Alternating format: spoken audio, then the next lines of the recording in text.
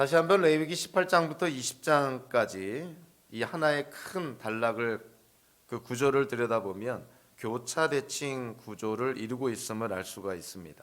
레위기 18장에서도 이스라엘 백성들은 자신들을 거룩하게 구별해야 된다. 이방 민족의 관습이 아니라 하나님의 명령을 따름으로 자신들을 거룩하게 구별해야 된다고 강조를 합니다.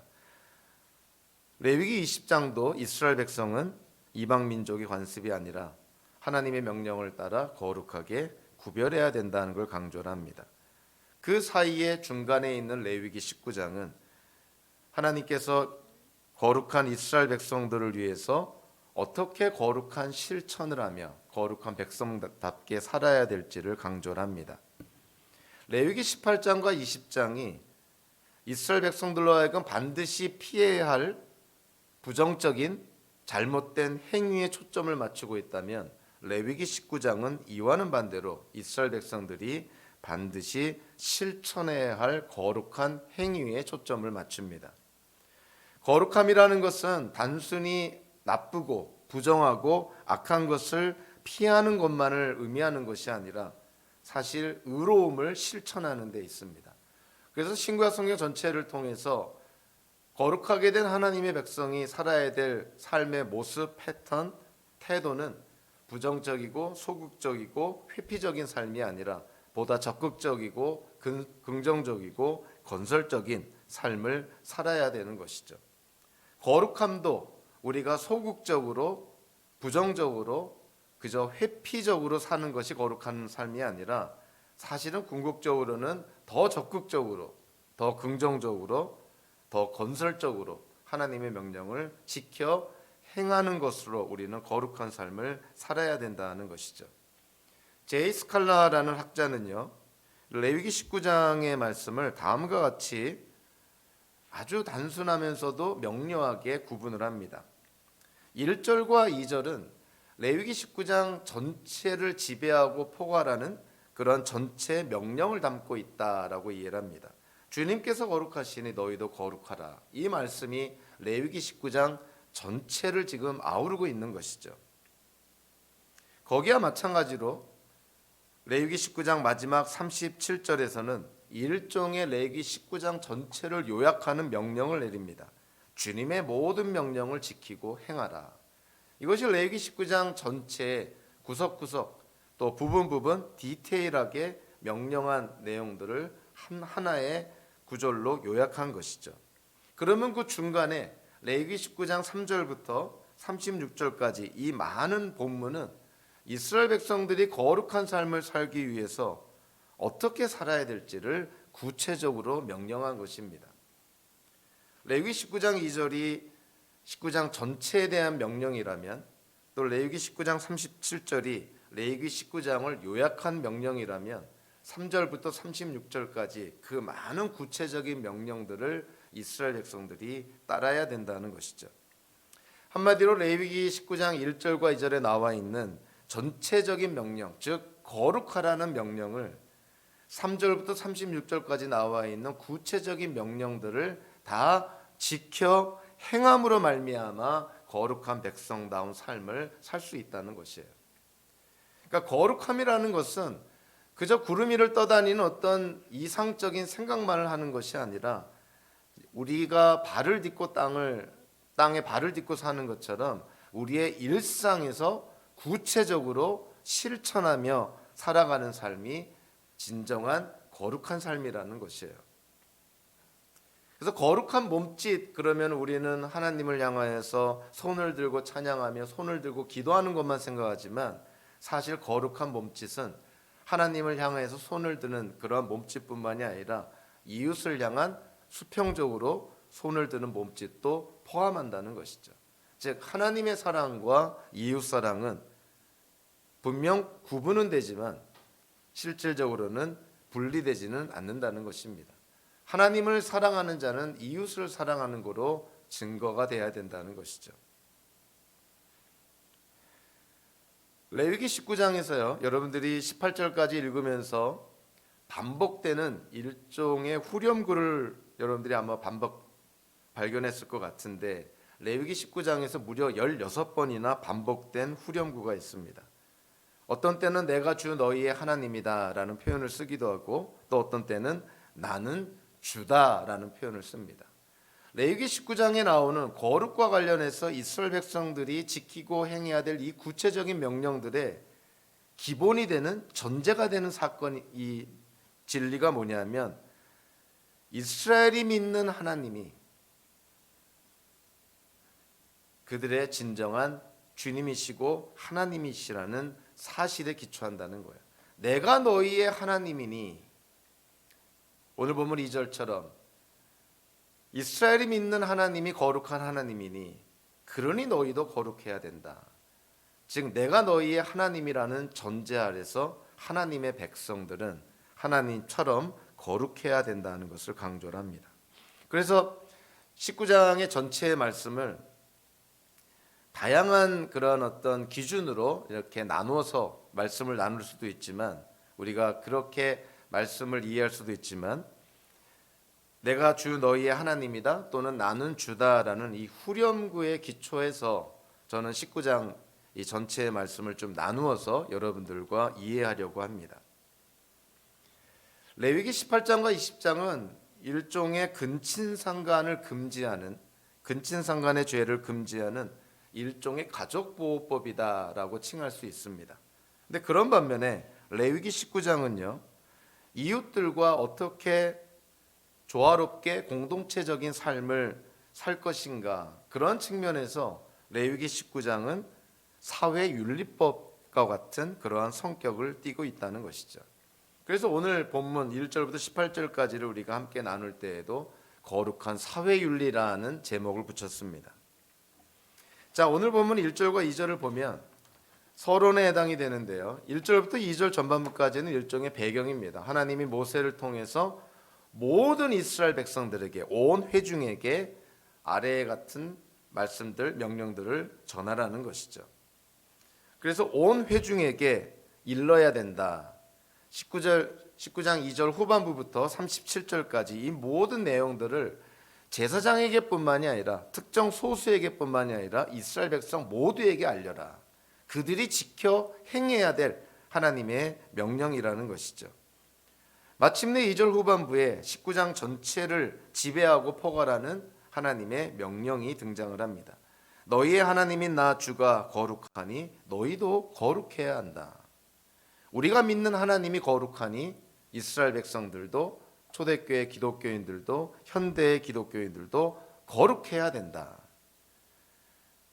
우리가 믿는 하나님을 가장 잘 믿는 방법이 뭐냐면 하나님을 닮아가는 것인데 구약에서 특별히 레위기에서 강조한 것이 하나님의 거룩하심입니다.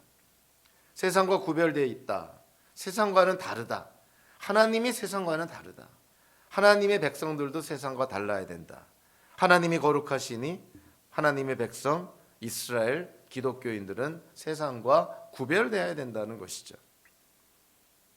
레위기에서는요, 이 레위기 19장 전까지는 이 거룩이라는 단어를 주로 어떻게 적용이 됐냐면 주님의 성막 또는 주님의 성전과 관련해서 어떤 특별한 사람, 특별한 장소, 특별한 물건에 거룩이라는 단어가 적용이 됐습니다. 근데 오늘 19장부터는 이 거룩이라는 단어가 이제는 하나님의 성막과 관련된 어떤 제의적인 그러한 측면에서의 거룩을 의미하는 것이 아니라 이제는 하나님의 도덕적 순결과 사랑에 초점을 맞춘 도덕적 성품에 이 거룩이라는 단어가 초점을 맞춘다는 것이죠. 그래서 오늘 본문도 우리가 가만히 들여다보면 이 거룩이라는 단어가 이전에는 거룩한 사람, 대표성을 띠는 제사장이라든가 또 거룩한 성전, 거룩한 제물, 그리고 거룩한 성전의 도구들 이런 데다 초점을 맞췄는데 레위기 19장에 오니까 이 거룩이라는 단어가 이제는 모든 이스라엘 백성들에게 적용이 됩니다. 현대를 사는 우리 모든 기독교인들에게 적용이 되는 것과 같은 맥락인 것이죠. 자, 오늘 본문에서 하나님이 거룩하시니 이스라엘 백성들도 거룩해야 된다고 했을 때 1차적으로 어떤 측면에서 그들은 거룩해야 된다고 말하고 있냐면 종교적 의무 측면에서 그들은 거룩해야 된다. 즉 종교적 의무들을 지킴으로 말미암아 세상 사람들과 주변에 있는 종족들과 구별돼야 된다는 것이죠. 오늘 보면 3절부터 10절까지 종교적 의무들을 언급을 합니다. 첫째로 언급된 게 뭐냐? 부모를 공경해라. 어찌 보면 참 뜻밖의 순서인 것이죠. 부모를 공경해라. 이 공경하다라고 번역된 단어가 우리에게는 어떻게 많이 번역이 됐냐면 경외하다라는 말로 번역이 됩니다. 그래서 이 공경하다라고 번역된 이 단어가 사실은 이스라엘 백성들이 하나님을 대하는 자세를 묘사할 때 주로 사용된 단어입니다. 그러니까 하나님께 우리가 하나님을 경외해야 된다라는 그러한 맥락에서 부모를 경외하라는 것이에요. 다르게 말하면 하나님을 경외하는 자는 부모를 공경한다는 것이고, 그리고 하나님을 경외한다는 것은 부모를 공경하는 것으로 실천되고 표출이 돼야 된다는 것이죠. 그러니까 하나님을 경외한다고 하면서 부모를 공경하지 않는다는 것은 성경적으로 봤을 때는 이거는 모순 중에 모순이고 그거야말로 가장 위선적인 행태인 것이죠.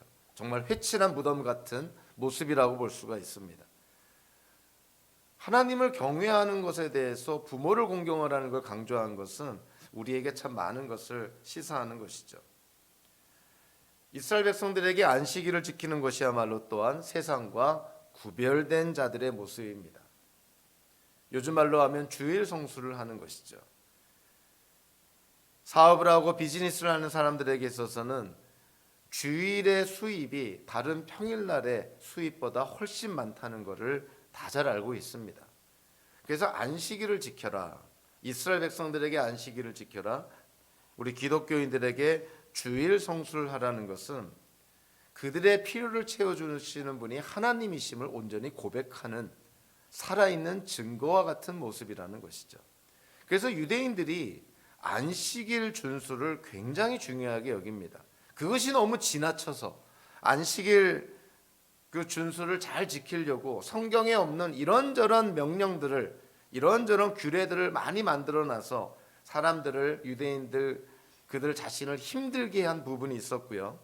그래서 예수님께서 이 땅에 오셔서 그 안식일과 관련해서 유대인들의 위선을 많이 꾸짖습니다. 그럼에도 불구하고 이스라엘 백성들은 안식일을 지키는 것이야말로 자신의 정체성을 분명히 하는 것이라고 확신했던 것이죠. 그래서 안식일 준수를 굉장히 중요하게 여깁니다. 안식일을 지키는 것이야말로 이스라엘의 정체성, 하나님의 맏아들이요 제사장 나라의 정체성을 가리키는 것이라고 생각을 합니다. 레위기 19장은 거룩한 삶이라는 것은 하나님 안에서 세상과 구별된 삶을 살아가는 것이다. 부모를 공경하고 안식일을 거룩하게 지키는 것.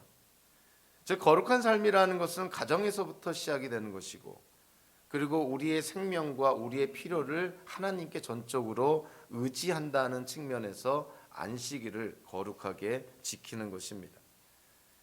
부모를 공경하고 안식일을 거룩하게 지키는 것은 우리가 거룩하신 하나님만 의지한다는 것을 우리가 증거하는 그러한 행동으로 보여주는 것이죠.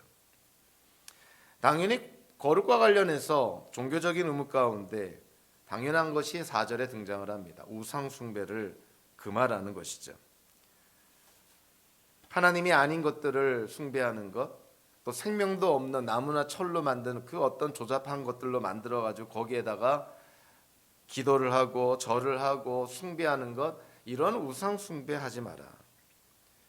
물론 우리 현대 기독교인들 중에서는 눈에 보이는 가시적이고 물리적인 형태의 우상에게 절하거나 숭배하는 사람은 없을 것입니다. 문제는 눈에 보이는 것에 우리가 숭배하고 우상시하는 것이 아니라 우리 마음속에서 우상 숭배가 일어나는 게 문제인 것이죠. 아무리 경건해 보여도, 아무리 거룩해 보여도 만약에 우리의 마음 안에 하나님이 아닌 것이 욕심과 목표와 진념, 심지어 열정이라는 그러한 가면 아래 우리의 마음을 사로잡고 있다면 그것들이 또한 우상이 될 수 있는 것이죠. 한마디로 무엇이든지 우리의 삶에서 하나님의 자리를 차지하는 것은 이유 여하를 막론하고 다 우상입니다.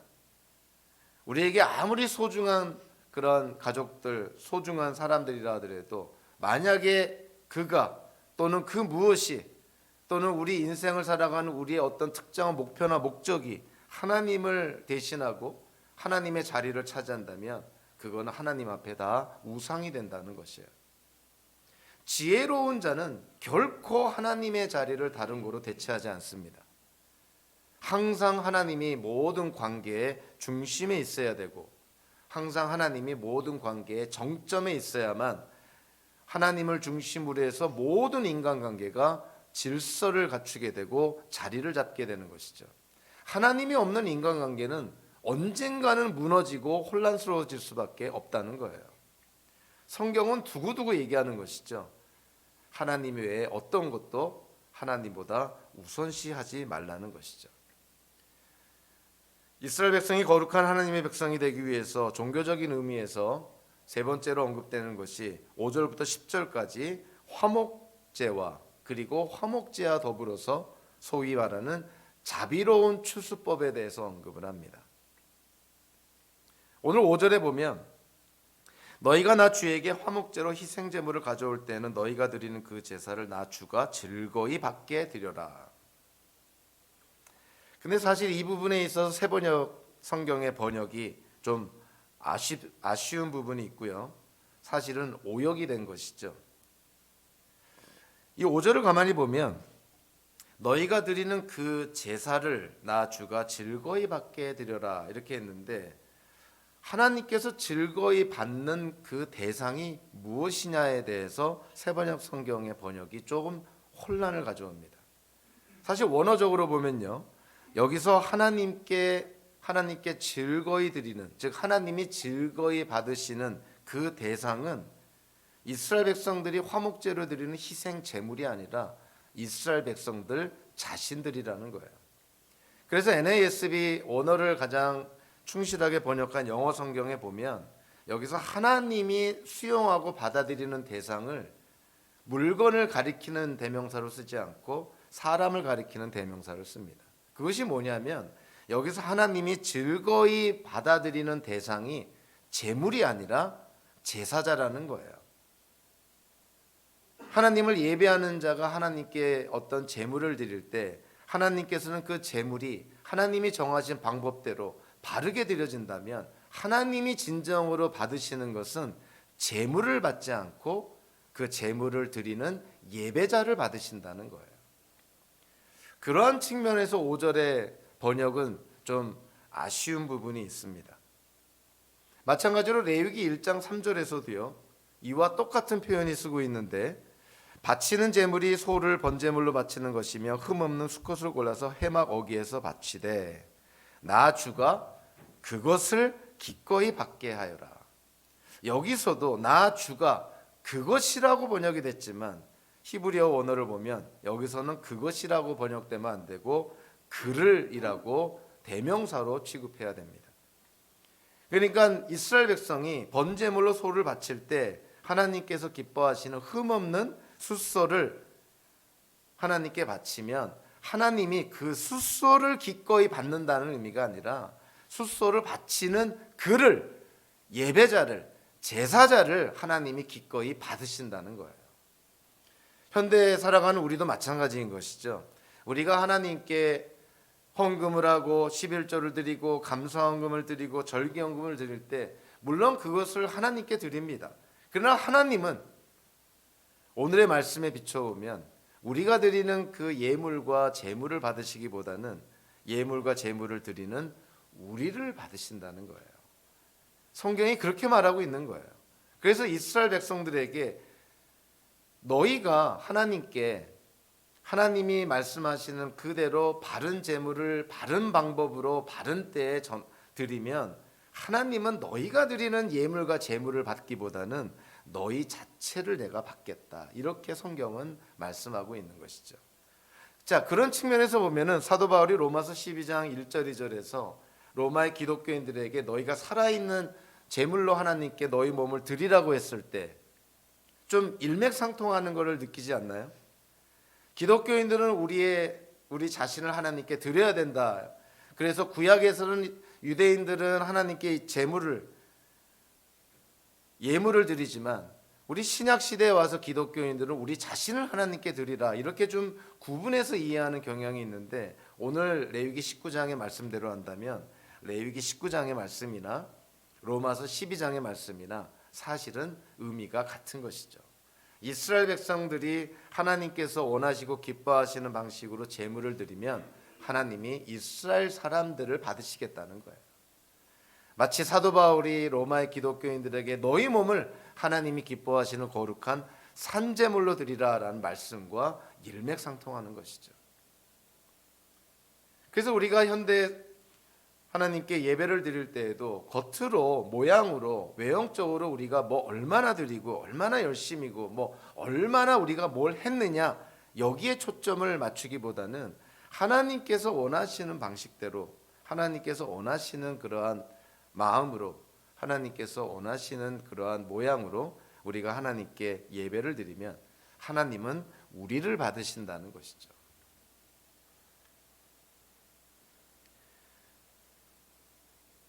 화목제물과 관련해서 5절부터 8절까지의 그런 말씀에서 하나님께서 이스라엘 백성들이 화목제물, 즉 화목제로 드리는 희생제물을 바르게 하나님께 드리면 하나님께서 그들을, 예배자들을, 화목제를 드리는 제사자들을 하나님이 기쁘게 받으시겠다, 이렇게 말씀을 하시면서 오늘 본문에서 특별히 강조하는 것은 화목제물로 드려진 고기를 먹는 것에 대해서 강조를 합니다. 좀 이렇게 의아한 생각이 좀 들죠. 화목제물에 드려지는 그런 희생제물의 고기를 먹는 것이 뭐가 그렇게 중요할까? 자, 레위기 7장에서 우리가 이미 화목제에 대해서 말씀을 나눌 때 화목제에는 세 가지 종류가 있다 그랬어요. 감사로 드리는 화목제가 있고, 서원과 관련, 서원이나 맹세와 관련해서 하나님께 드리는 화목제가 있고, 그리고 아무런 이유가 없이 그냥 자원해서 하나님께 드리는 화목제가 있습니다. 근데 감사로 하나님께 화목제물을 드릴 때는 그 화목제물, 그 고기를 당일에 먹어야 돼요. 그러나 서원 또는 맹세, 그리고 자원하는 화목제 희생제물은 그 다음 날까지, 즉 이틀에 걸쳐서 먹을 수가 있다고 되어 있습니다. 그렇지만 이틀째가 지난 화목제물의 고기는 먹어서는 안 되고 반드시 불에 태워야 되는 것이죠. 그러니까 남기지 말아야 되는 것이죠. 화목제는 유일하게 하나님께 화목제물을 드리고 그 제사자가 이웃들과 나눌 수 있는 그 제사가 화목제사입니다. 그러니까 화목제물로 드린 그런 제물의 고기들을 하루나 또는 이튿날까지 다 소비하라는 거예요. 주변 사람들을 초대해서, 특별히 가난하고 어려운 사람들을 초대해서, 이웃들을 초대해서 그것들을 남기지 말고 이틀째 안으로 다 소비해라. 만약에 그것이 남았다고 한다면 그것은 다 없애야 된다. 3일째까지 남은 고기를 먹어서는 안 된다. 왜 이것이 강조가 됐을까? 사실 5절부터 8절까지 그 화목제와 관련된 그 본문의 말씀의 마지막이 나는 주다 또는 내가 주 너희의 하나님이다, 이렇게 끝나지 않습니다. 뜻밖에도 화목제와 관련된 이 말씀과 9절 10절의 말씀이 함께 묶어서 10절의 마지막에 내가 주 너의 하나님이다라고 하면서 5절부터 10절까지를 하나로 묶어요.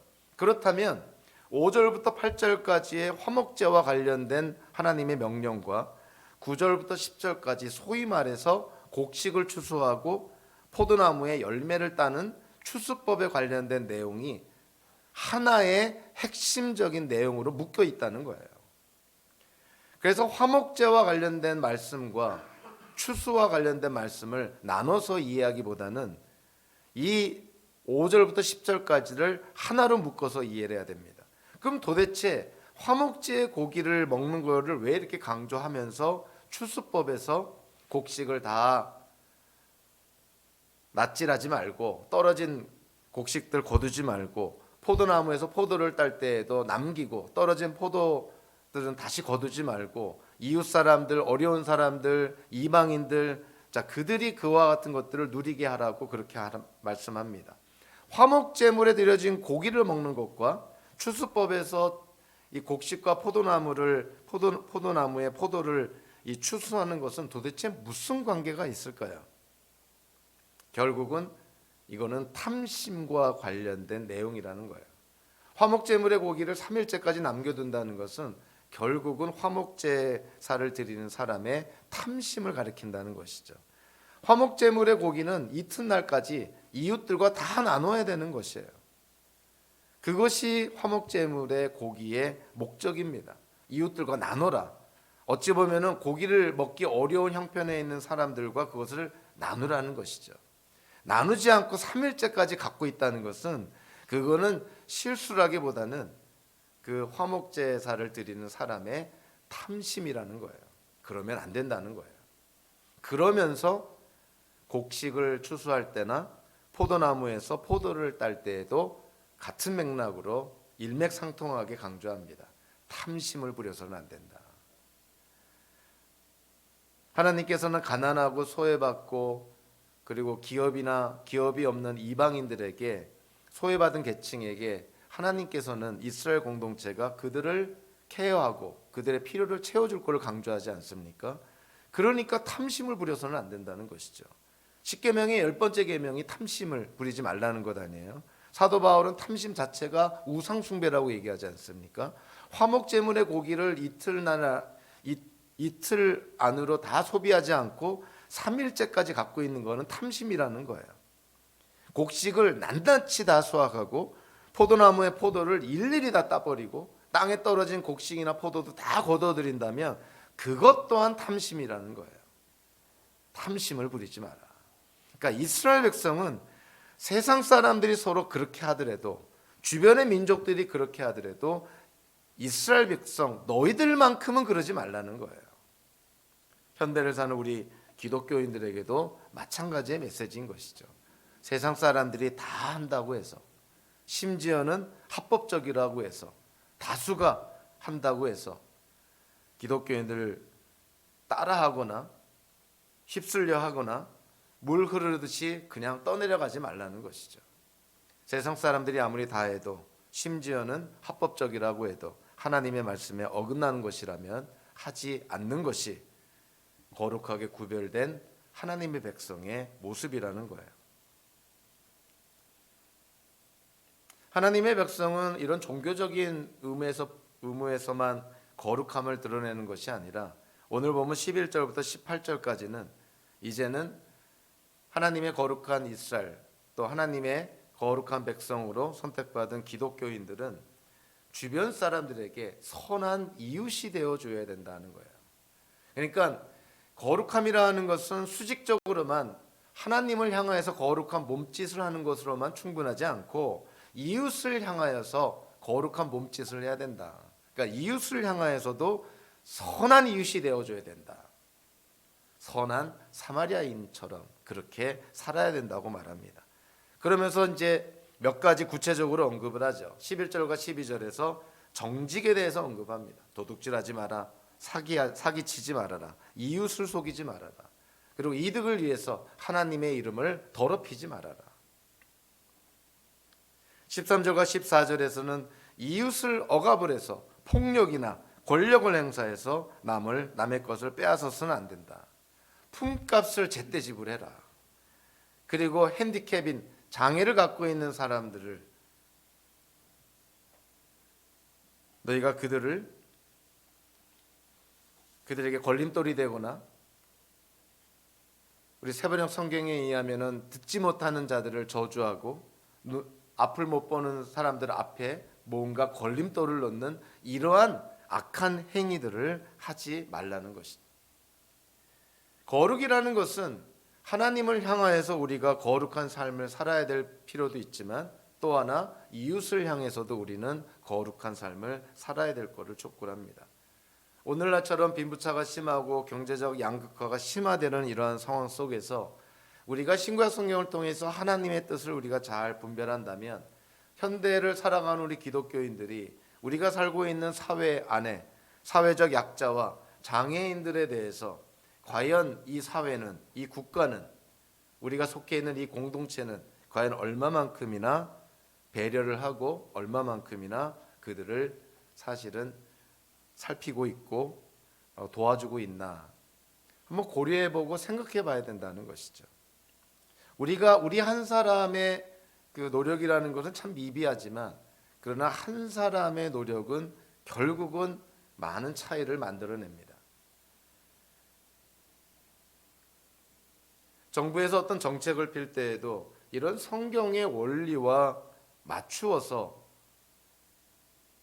나라의 정책을 세우고 또 실행에 나아갈 수 있도록 그렇게 우리 기독교인들이 노력을 해야 되는 것이죠. 그래서 기독교의 원리대로 그렇게 정치를 하는 사람들을 우리가 뽑아주고 또 그들이 내놓은 정책이 성경적인 정책이라면 적극적으로 지지해주고 또 거꾸로 만약에 그들의 정책이 포퓰리즘에 취해서 그냥 표나 얻기 위한 어떤 인기 정책에 급급하다면 그리고 그것이 반기독교적이고 하나님 보시기에 악한 정책이라면 기독교인들이 앞장서서 반대해야 됩니다. 침묵하는 것이 최선은 아니고요. 사실 침묵은 동의한다는 의미가 있으니까 굉장히 위험한 행동이라고 볼 수가 있습니다. 정직과 착취 금지에 의해서 오늘 15절 16절에서 보면 법정에서의 정의를 언급을 합니다. 법 앞에는 누구나 평등해야 된다. 법이 있다면 법의 적용의 대상에 관계없이 모든 사람이 공평한 대우를 받아야 된다. 가난하다고 해서 지나친 동정심에 휩쓸려서 특별한 대우를 해서는 안 된다. 부자고 권력 있다고 해서 또 그들의 눈치를 보느라 특별한 대우를 해서는 안 된다. 부자든 가난한 사람이든 사회에서 어떠한 지위와 계층, 어떠한 모습으로 살아가든지 간에 법 앞에 모든 사람들이 공정한 대우를 받도록 해야 된다. 심지어는 이웃에 대해서 위증을 해서도 안 되고 험담을 해서도 안 되고 상대방에게 피해를 입히면서 이득을 취해서는 절대로 안 된다고 말합니다. 한국에서도 그런 얘기 많이 하죠. 법정 판결이 변호사의 변론에 따라서 판가름 나는 경우를 많이 보게 됩니다. 그래서 비싼 변호인을 사면 그 변호인의 변호에 따라서 형량이 결정이 되기도 하고 심지어는 유죄받을 죄인이 무죄 판결을 받기도 하고 이런 일들이 현대사회에서 벌어지고 있는 것이죠. 한국 사회에서 오직 얼마나 가진 자와 없는 자에 대한 차별이 심했으면 무전유죄, 유전무죄라는 말까지 나왔잖아요. 돈이 있는 자는 무죄고 돈 없는 자는 유죄다. 한 사회와 국가가 망해가는 망조 중에 대표성을 띠는 것이 바로 사법부가 타락하는 것입니다.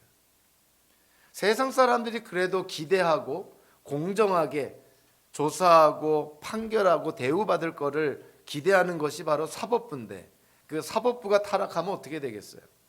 사법부가 권력에 영합해서 가난하고 힘없는 자들을 불공정하게 판단을 하거나 또는 무죄인 자를 유죄 판결하고 유죄인 자를 무죄 판결한다면 그 나라가 어떻게 되겠느냐는 거예요. 망할 수밖에 없는 것이죠. 오늘 본문의 하이라이트이자 거룩한 이스라엘 백성들이 살아가야 될 가장 핵심적인 말씀이 오늘 본문 17절과 18절에 나옵니다. 자, 17절에서는 그러죠. 만약에 어떠한 일이 잘못한 일이 있으면 그것을 모른 채하고 묵인하지 말고 그를 타일러야 된다. 꾸중해야 된다. 꾸짖어야 된다는 것이죠. 뭐 정죄하고 손가락질하고 책임 전가라는 말이 아니라 이웃의 잘못을 묵인하지 말라는 거예요. 사실 그러한 예들을 많이 보게 되죠. 직장 회식 장소에서 상사가 후배 여직원을 성희롱하는 그러한 행태를 보일 때 그 자리에 있는 사람들이 침묵한다면, 그걸 묵인한다면 그거는 동의하는 거예요. 내가 만약에 저 자리에 있으면 나도 그렇게 하겠다는 것이죠. 그럴 때 침묵하거나 묵인해서는 안 되는 것이죠. 그런 자리에서 아무리 상사라 하더라도 잘못된 것은 잘못됐다고 얘기를 해야 되는 것이에요. 그래야 그 상사도 깨닫습니다. 조심하게 되는 것이고, 내 주변에 이런 사람이 있네. 모든 사람이 침묵하고 묵인한다면 그 상사는 그때는 가벼운 성희롱이었지만 만약에 그것이 묵인되고 용납된다는 걸 안다면 아마 그 성희롱의 강도는 더 심해질 것입니다. 그거는 죄를 묵인하는 정도가 아니라 죄를, 악을 조장하는 것이죠. 그러니까 침묵하고 묵인하는 것이 그것이 중용을 지키고 그것이 어떤 자기를 지키는 그러한 측면이 아니라는 거예요. 오늘 본문에서도 이웃이 잘못한 것 있으면 그것을 갖고 앙심을 품고 나중에 보복하려 하지 말고 오히려 잘못한 이웃에게 그거를 꾸짖고 타일을 하는 거예요. 그래서 한 백성끼리 앙심을 품거나 원수 갚는 일이 없도록 하여라. 그러니까 꾸짖고 꾸중하고 지적하지 않으니까 주변 사람들이 잘못한 거를 그냥 묵인하고 침묵하는 가운데 그것이 만약에 나에게 해당되는 것이면 거기에 대해서 앙심을 품고 언젠가는 내가 보복하고 안 갚음하리라는 생각을 품게 된다는 거예요. 그러니까 주변 사람들의 죄가 나에게 전염이 돼서 나까지도 죄를 품게 되는 것이죠. 그러지 말라는 거예요. 그래서 이웃이 잘못한 것이 분명하다면 타일르고 꾸중해라, 이렇게 말합니다. 그러면서 오늘 본문의 하이라이트이자 레위기 19장 또는 레위기 전체의 하이라이트이기도 하고 신구약 성경 전체의 정점을 찍는 말씀을 하죠. 너는 너의 이웃을 내 몸처럼 사랑하여라. 훗날 예수님이 언급하실 황금률이 바로 이것입니다.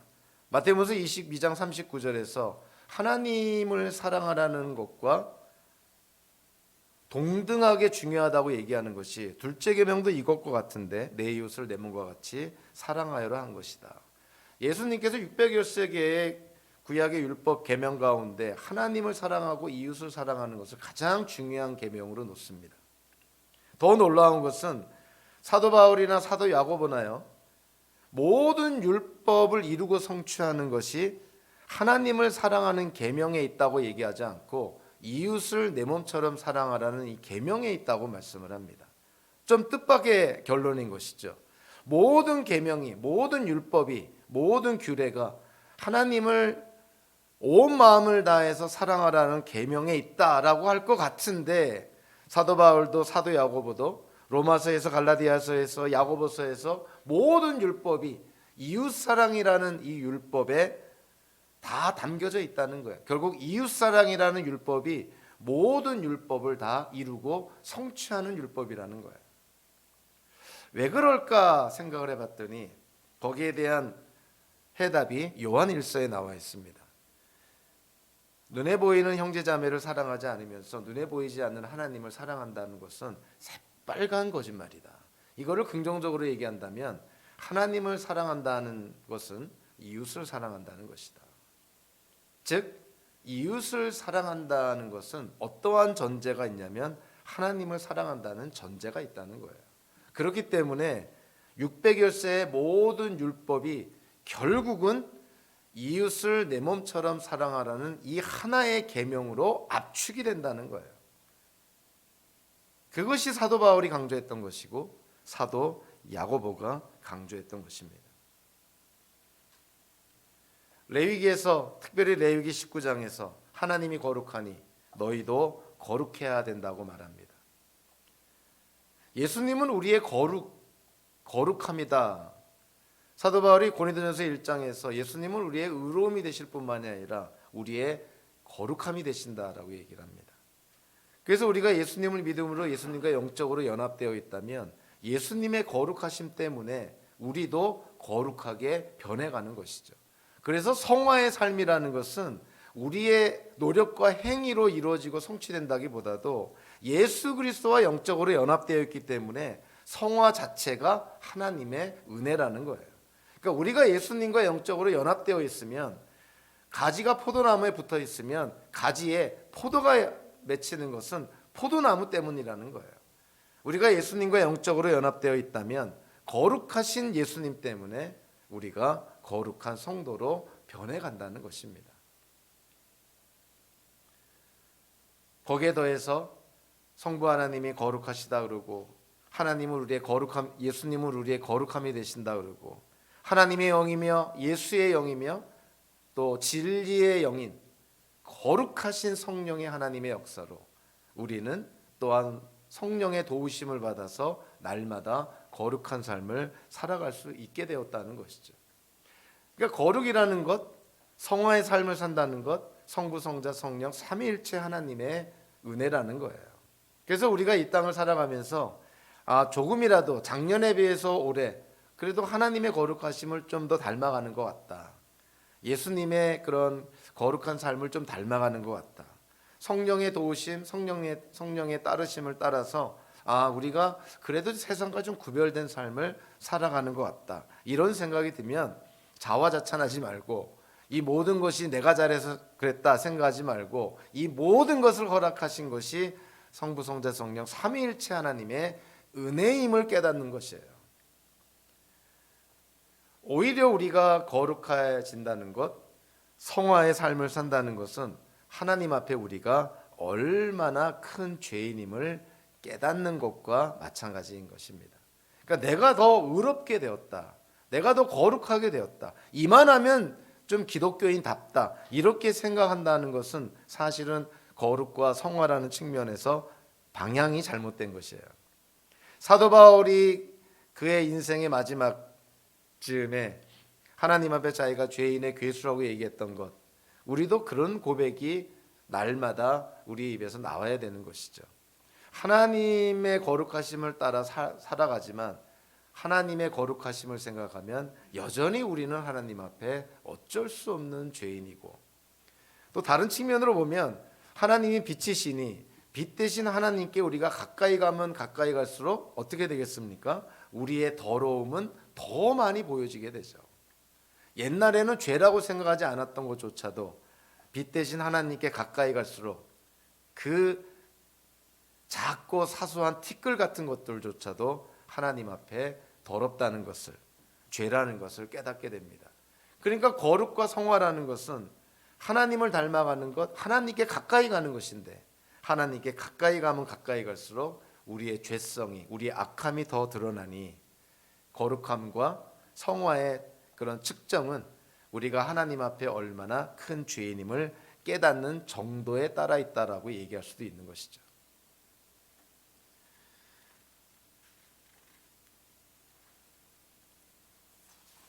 하나님께서 거룩하신 하나님이시니 우리가 하나님의 거룩함을 따라서 이 땅을 구별되게 살아야 된다. 레위기에서는 하나님이 거룩하시니 너희도 거룩하라는 말씀을 여러 군데서 합니다. 레위기 11장 44절부터 45절, 또 오늘 본문 19장 2절, 또 레위기 20장 26절, 또 레위기 20장 7절, 특별히 네 군데를 통해서 내가 주 너희의 하나님이다, 그리고 내가 거룩하니 너희도 거룩하라라고 얘기를 합니다. 근데 이 네 가지 레위기에서 나오는 이 하나님이 거룩하시니 너희도 거룩해야 된다라고 언급된 이 말씀들을 가만히 들여다보면 이 말씀들을 지금 누가 하고 있냐면 하나님이 직접 하고 계세요. 누구를 대신해서 하는 것이 아니라 하나님이 직접 선포하는 것입니다. 1인칭 주어로서 하나님이 직접 선포합니다. 모세나 아론이요, 하나님이 거룩하시니, 그분이 거룩하시니 너희도 거룩해야 된다 이렇게 말하는 경우는 없다는 거예요. 내가 거룩하니 너희도 거룩해야 된다라고 얘기를 합니다. 하나님이 직접 말씀하신다는 거예요. 그래서 베드로 또한 초대교회 그 공동체를 향해서 베드로 또한 이 레위기의 말씀을 그대로 인용합니다. 베드로전서 1장 16절에서 성경에 기록하기를 하면서 내가 거룩하니 너희도 거룩하여라. 하나님인 내가 거룩하니 너희도 거룩하여라.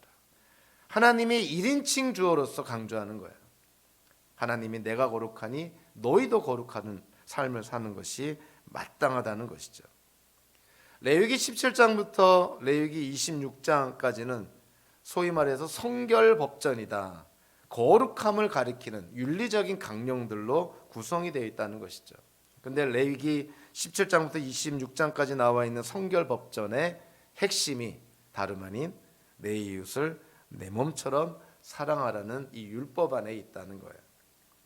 저와 여러분들이 거룩한 하나님의 백성으로, 또 제사장 나라로, 또 하나님의 자녀로, 기독교인으로 우리가 이 땅을 살아갈 때 거룩이라는 것은 하나님만을 향하여서 나타내는 것이 아니라, 하나님만을 향하여서 거룩한 몸짓을 향하는 것으로 그치는 것이 아니라, 이웃을 향해서 수평적으로 이웃들을 향해서 거룩한 몸짓을 하는 것이, 그것이 성경에서 말하는 거룩의 삶이라는 것입니다. 저와 여러분들 오늘의 말씀을 통해서 거룩의 사회적이고 수평적인 측면을 통해서 우리의 일상이 하나님의 거룩을 드러내는 복된 삶이 되시기를 주님의 이름으로 축원합니다. 기도하겠습니다. 사랑과 은혜 하나님 감사합니다. 죽을 수밖에 없는 죄인인 우리들을 하나님이 부르시고 택하시고 또 성령을 통해서 예수 그리스도를 믿게 하시고, 그래서 우리가 이 땅을 살아갈 때는 세상과 구별된 성도로, 기독교인으로 하나님의 자녀로 살아가게 하시니 그 은혜와 사랑에 감사를 드립니다. 하나님, 우리가 이 땅을 살아갈 때 하나님을 닮기를 원합니다. 하나님을 닮는 것이 결국은 거룩을 닮아가는 것임을 깨닫게 됩니다.